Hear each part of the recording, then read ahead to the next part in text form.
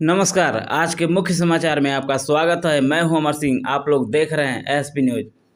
सरकार के लिए बुरी खबर, किसानों के लिए अच्छी खबर। अब बाजारों में इस भाव पर अनाज बेच रहे किसान। न्यूनतम समर्थन मूल्य पर गेहूं खरीद के लिए जिले में 26 सरकारी क्रय केंद्र खोले गए हैं। 20 दिन से अधिक का समय बीत चुका है, लेकिन सरकारी क्रय केंद्रों पर मात्र 30 कुंतल ही खरीद हो सकी है। पहले 1 मार्च से खरीद होनी शुरू थी, लेकिन गेहूं की फसल आने में हो रही देरी को देखते हुए 17 मार्च से खरीद शुरू की गई।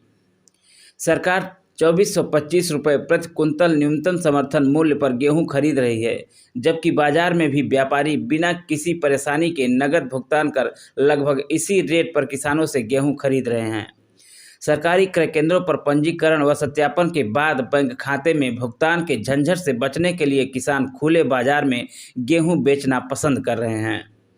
व्यापारियों को गेहूं बेचना पसंद कर रहे किसानों की उदासीनता के कारण लाख प्रयास के बाद भी पूरे जिले में अभी तक मात्र 159 किसानों ने ही गेहूं बेचने के लिए पंजीकरण कराया है।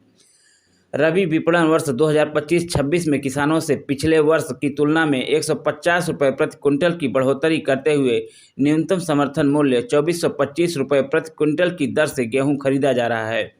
जिले में 26 केंद्रों से 17,500 मैट्रिक टन गेहूं खरीद का लक्ष्य रखा गया है।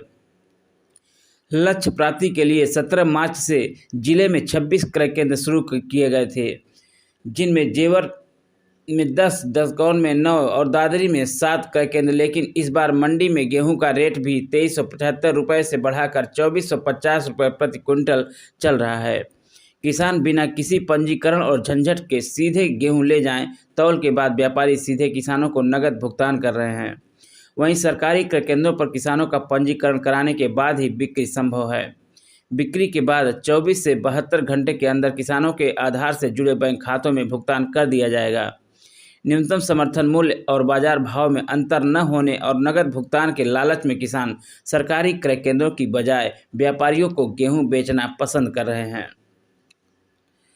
पीसीएफ के 17, एनसीसीएफ के 2, एफसीआई के 3 और खाद्य विभाग के बने 4 क्रय केंद्र। सरकारी क्रय केंद्रों पर गेहूं खरीदने के लिए किसानों को जागरूक किया जा रहा है तथा पंजीकरण भी कराया जा रहा है। अभी कटाई भी प्रक्रिया शुरू हुई है। आगे खरीद बढ़ेगी तथा प्रारंभिक लक्ष्य को प्राप्त करने के लिए पूरा प्रयास किया जाएगा।